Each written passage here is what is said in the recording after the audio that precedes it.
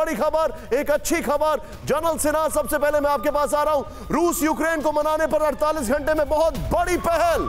इस वक्त की बड़ी खबर, तुर्की के राष्ट्रपति एर्दोगान पुतिन ज़ेलेंस्की को 48 घंटे में करेंगे फोन।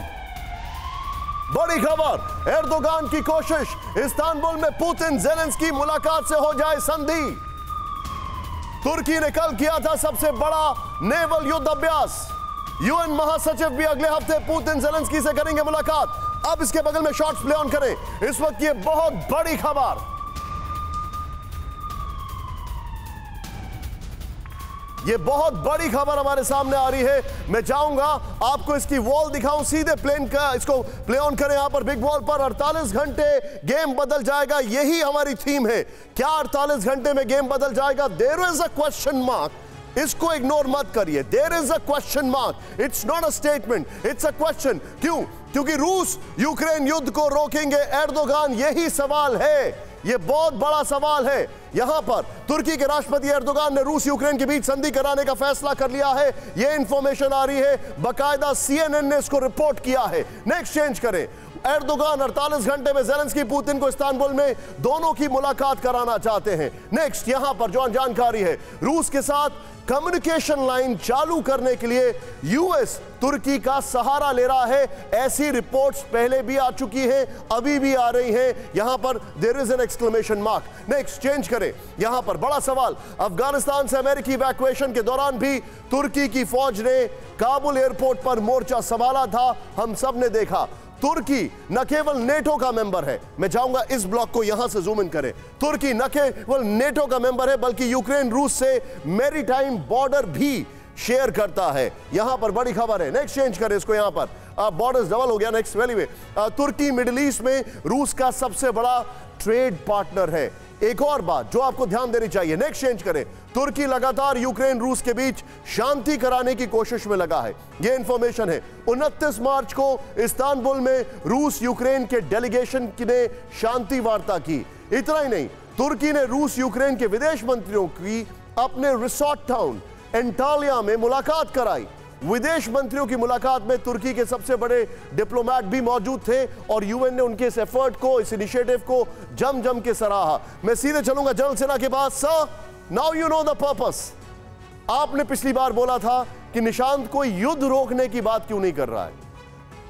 अब मैं आपके पास ये सवाल लेकर आ रहा हूं, ये जो युद्ध रोकने की कोशिश हो रही है, इससे क्या आपको लगता है कुछ बड़ा होगा?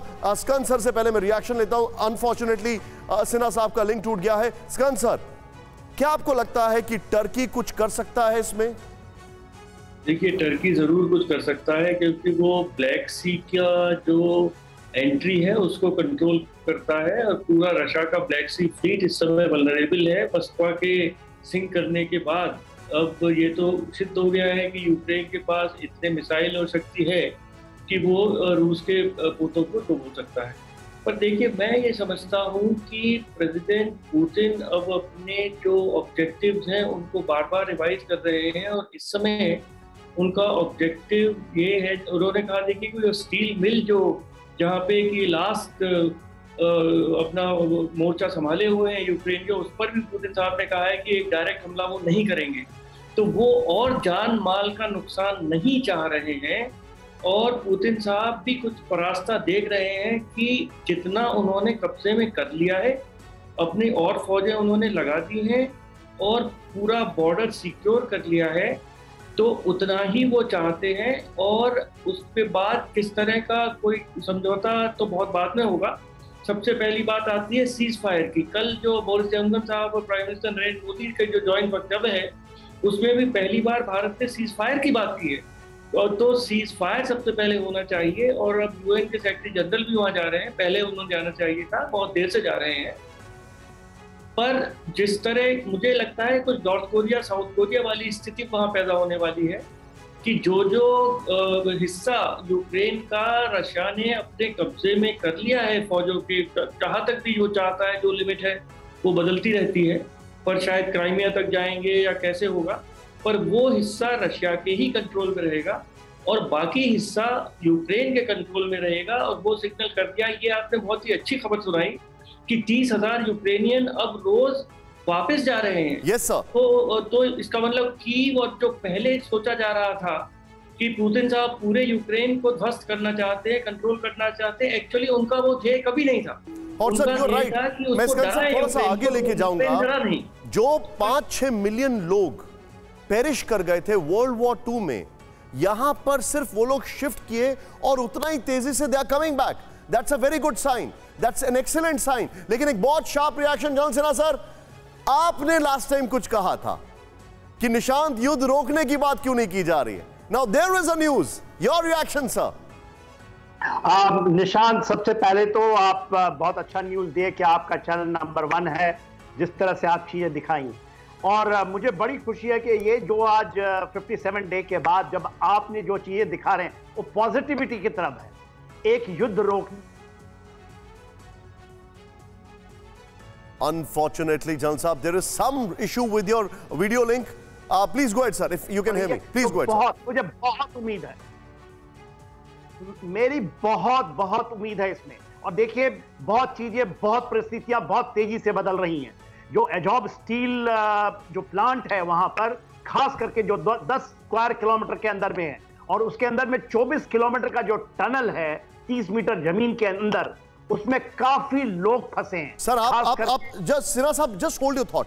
मैं एग्जैक्टली आपके पास इसी इश्यू पर आ रहा हूं। Just hold your thought sir, I am coming to you. Sumera, मेरे पास ये जानकारी है, please correct us if we are wrong. Azovstal steel plant पर अभी भी रूसी हमला जारी। इस वक्त की बड़ी खबर डायरेक्टली विजुअल्स के साथ, मारियोपोल पर पूरी तरह कब्जे के रूसी दावे के उलट आ रही हैं खबरें।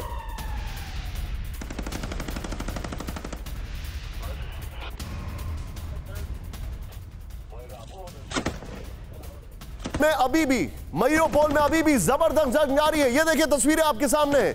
अज़ोवस्टाल स्टील प्लांट बना रूसी सेना के लिए सबसे बड़ा सिरदर्द।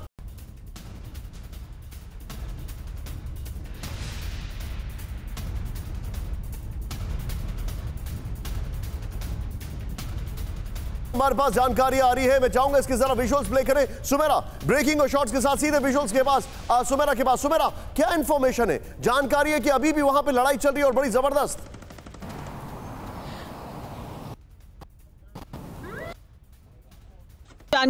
सामने आ रही है, और जो दावा रूस की तरफ से किया भी गया है कि हमने मारियोपोल पर पूरा कब्जा कर लिया है, वो अज़ोवस्टाल स्टील प्लांट के अलावा के पूरे इलाके को कह रहे हैं कि हमने उस पूरे को कब्जा कर लिया है। लेकिन जहां पर अज़ोवस्टाल में यूक्रेनियन फौज मौजूद है, वहां पर अभी भी लड़ाई चल रही है, भीषण लड़ाई चल रही है। वो पूरी तरह से अभी भी रशिया के कब्जे में नहीं है।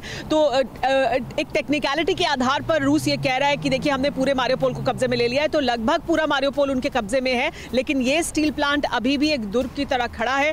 लेकिन इसमें यह भी देखना बहुत जरूरी है कि रशिया की तरफ से किया यह जा रहा है कि वो भी उस पर लगातार फायर तो कर रहे हैं, लेकिन उस तरह का बार्जन नहीं कर रहे हैं या उस तरह का अटैक नहीं कर रहे हैं जिससे कि वो स्मोक आउट कर सकें वहां पर जो यूक्रेनी सेना मौजूद है, और वहां से भी उन्हें भरपूर जवाब मिल रहा है।